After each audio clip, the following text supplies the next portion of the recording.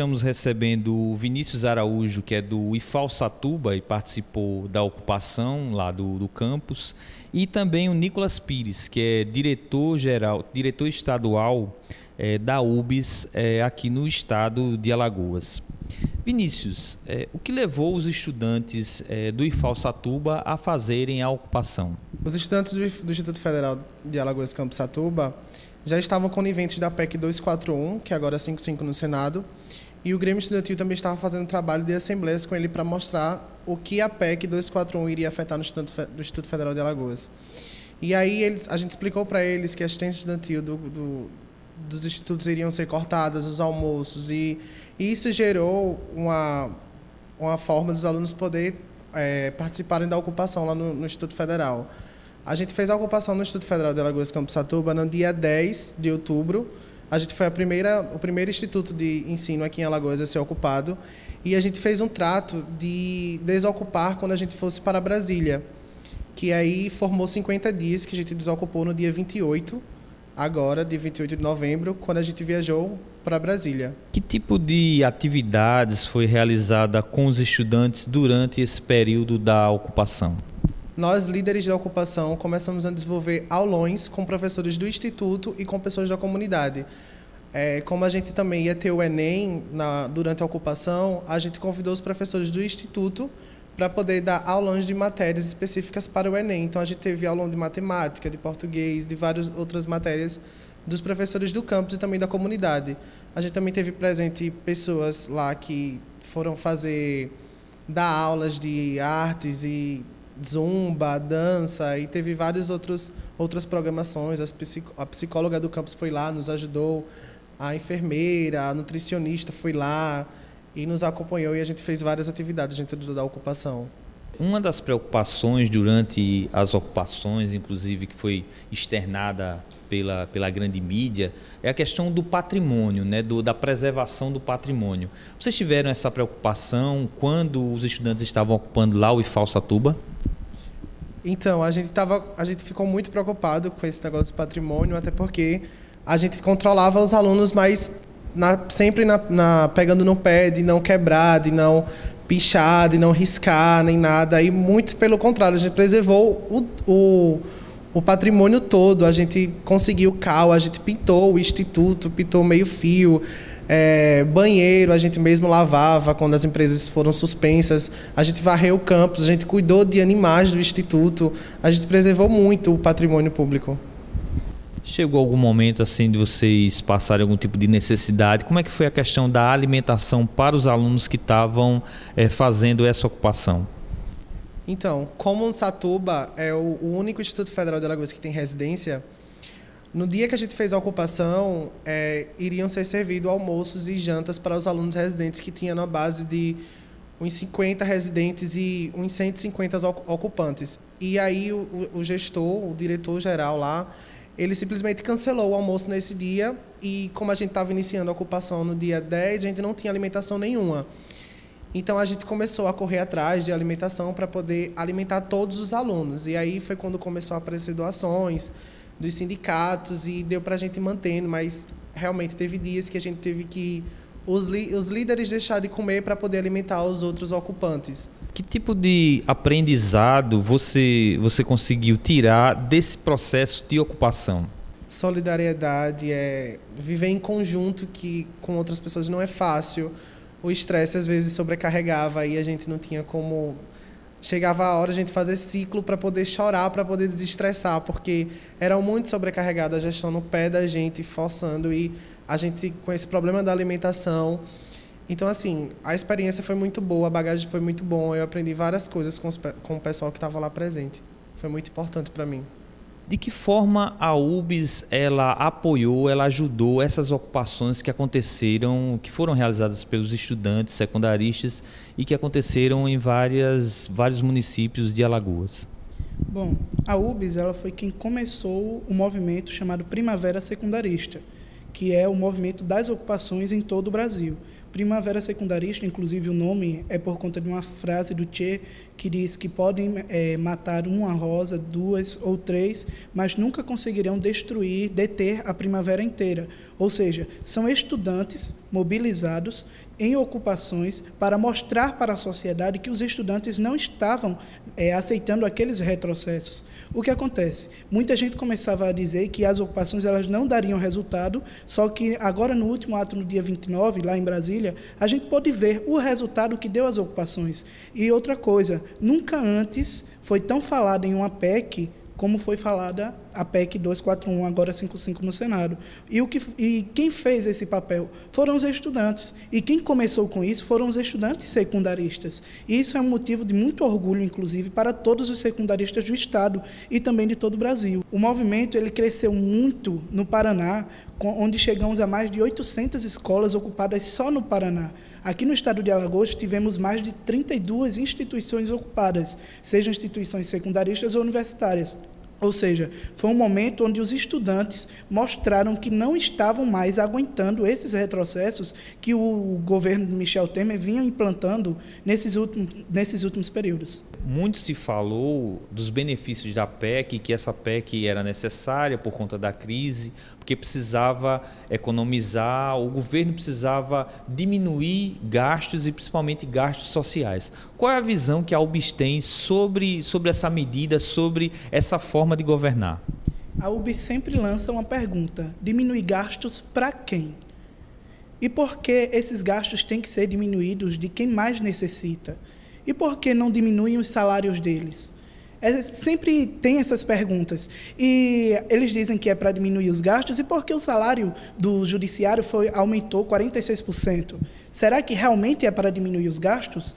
Ou eles querem jogar a culpa em tudo nos pobres? Eles querem jogar a culpa naquela parcela que mais sofreu, que foi a educação, que foi a saúde. Vivemos uma educação precária em todo o país. Vivemos uma saúde que é precária em todo o país. Imagina congelando esses investimentos desses por 20 anos. E por que congelar esses investimentos? Na verdade, educação é para haver investimento e não congelar investimentos. Aqueles que estão lá no Congresso definitivamente não nos representam. Representam a família deles e não aos que votaram nele. Vamos ter que cortar os gastos? Beleza. Vamos diminuir os salários dele? Vamos diminuir o salário do judiciário, que não, sem motivo algum, aumentou? Então, é isso que a UBS sempre foca. E por que temos que pagar a conta dessa crise? Porque não eles. A UBS organizou, junto com outros movimentos, uma caravana para Brasília, né, agora recentemente, no dia da aprovação, da votação da PEC. Ela terminou passando por duas votações na Câmara, passou pela primeira no Senado. A UBS vai continuar mobilizada, vai continuar a campanha de conscientização, vai continuar fazendo outro tipo de manifestação contra a PEC 55? Sim, sim. Engana-se quem pensa que os estudantes vão parar. Os estudantes, na verdade, a luta dos estudantes apenas está começando. A UBS ela organizou uma parte da caravana, foram 3 ônibus daqui do estado de Alagoas que saíram em direção a Brasília, com estudantes, com servidores. A UBS estava fazendo parte de um desses ônibus, a gente levou alunos para lá, os servidores de outros sindicatos, os professores também levaram alunos para lá, a gente foi para lá. Infelizmente, passamos por um processo muito difícil, uma repressão muito grande, não que não sabíamos que iríamos ser reprimidos, porque sabemos que hoje em dia não é fácil lutar por seus direitos. Na verdade, nunca foi. E sabemos que para se conquistar esses direitos é preciso haver, sim, essa luta e essa resistência. Então, engana-se quem pensa que os alunos vão parar. O movimento está apenas começando, a UBS vai entrar com toda a força para mostrar à sociedade o que são essas medidas e que não podemos ficar parados diante de todas essas medidas. Então, os alunos vão continuar mobilizados, os alunos vão continuar fazendo movimentos, a UBS vai continuar colocando os alunos nas ruas, nas escolas e onde for. O que importa é que não vamos parar e não vamos permitir que Michel Temer faça o que quiser com o Brasil. Vinícius e Nicolas, vocês estiveram presentes nessa manifestação que teve no último dia 29, foi justamente o dia que foi a primeira votação no Senado da PEC 55 e que foi aprovada. A gente viu, através da mídia ninja e de várias mídias alternativas, fotos e imagens de repressão contra os estudantes naquele momento da manifestação e do protesto no dia da votação. Como é que vocês se sentiram? Vocês estavam lá presentes? Você estava lá no local? Então, a gente chegou lá no dia 29 e assim que a gente chegou, o ônibus parou em frente ao MEC e a gente desceu para uma atividade lá. E a gente acompanhou essa atividade, todos que estavam no ônibus, e almoçou, e depois seguimos para o museu onde estava concentrado a manifestação para seguir até o Senado, até a Câmara dos Deputados. E aí o ato ocorreu tudo bem, a galera chegou com bandeirão e colocou no espelho d'água, muitos pularam no espelho d'água, e quando a gente menos espera, ocorreu uma vaia generalizada, todo mundo vaiando, e quando a gente olhou para a esquerda tinha uma jovem que estava tentando acalmar a polícia, porque a polícia já estava preparada para iniciar a repressão. E aí a jovem tentando dialogar com o policial, e o policial simplesmente meteu o cacetete na jovem, e a jovem chegou a desmaiar. E logo depois, uma senhora também foi reprimida com gás de pimenta, e os black box chegaram lá e derrubaram o carro da TV Record. E eles usaram esse carro como escudo e, assim, começaram a tirar várias bombas de gás lacrimogênico, spray de pimenta. Eu mesmo fui retirar alguns alunos que estavam lá no espelho d'água, e quando eu cheguei lá, o policial coisou o spray de pimenta no meu rosto, e eu cheguei a desmaiar, sufocado. E quanto menos espera, tinha 4 helicópteros da polícia tirando bombas do alto. Se corresse para um lado era a cavalaria, se corresse para outro lado era os cachorros com os policiais. A gente correu para o shopping lá, o Conjunto Nacional, e quando a gente chegou na porta do shopping já tinha uma barricada da polícia enorme lá, empatando os manifestantes de entrar. E logo após a gente foi para o hospital, e chegou lá no hospital a gente ficou tentando reunir a galera, porque no meio do tumulto a galera se dispersou e a gente não sabia onde estava a galera. Nosso companheiro Nicolas foi para no hospital com a jovem também. E assim, foi um aprendizado muito grande, a gente fez o que a gente podia, a gente foi no nosso limite, a gente lutou, a gente resistiu. E é isso, que a luta não vai parar, a luta está só continuando. E a gente vai para a rua, vai ocupar praça, vai ocupar rua, vai ocupar Senado, vai ocupar o que tiver.